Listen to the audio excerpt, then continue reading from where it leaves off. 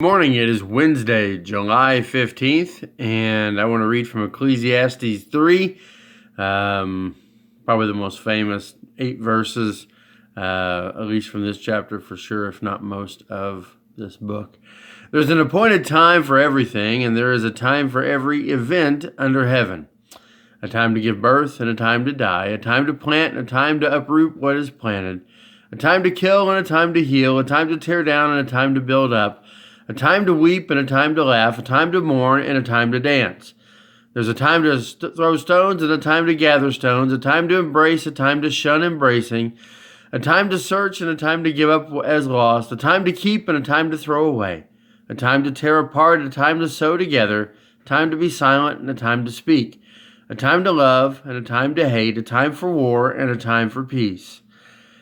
Now, what I like about these verses is that it encompasses almost everything. I mean, really, when you think about it.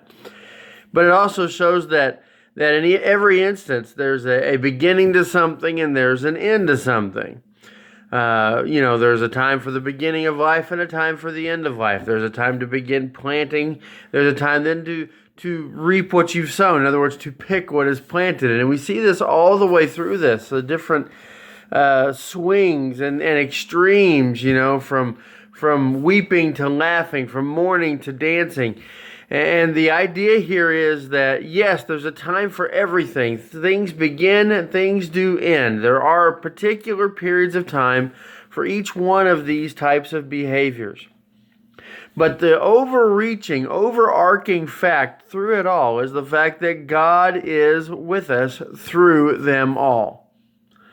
He goes on to talk about setting eternity in the hearts of man, and basically it's the logical conclusion to everything that he's been writing here. Yes, there's a beginning and there's an end. There's a time for everything that we would experience as we go through life, but we also have to understand that in its appropriate time, God has made everything and set the eternity in the hearts of man, so that when we experience these things, we will find out that God has been at work throughout life from the beginning even to the end. And I really think that's an important perspective to have.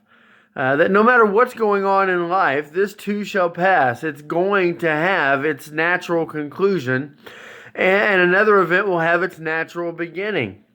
This is why I've not been extremely crippled with fear during a virus. Why? Because it had a natural beginning. It's going to have a natural end to its ebb and flow, and through it all, God is still in control. It's why I don't worry about elections. I take part in them. I vote.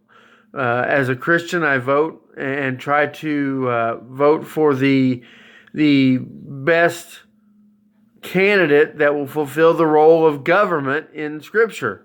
But if it doesn't go the way I voted, I don't become crippled in fear or completely despondent and upset. Why? Because everything has a beginning and an end, and God is in control through it all.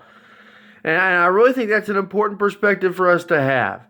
No matter what goes on, no matter what happens, it's going to have its place and time, in rightful time in our life, and we need to remember that no matter what, God is on the throne. He is in control. He is at work constantly in this world. So let us please keep that in mind as we go through our day. I hope you have a great day. Don't forget, tonight we're going to continue our Hebrew study on Facebook Live at 6:30. There's no in-person meetings for youth tonight. But we will get back to that next week. I hope you all have a great day, and we'll see you later.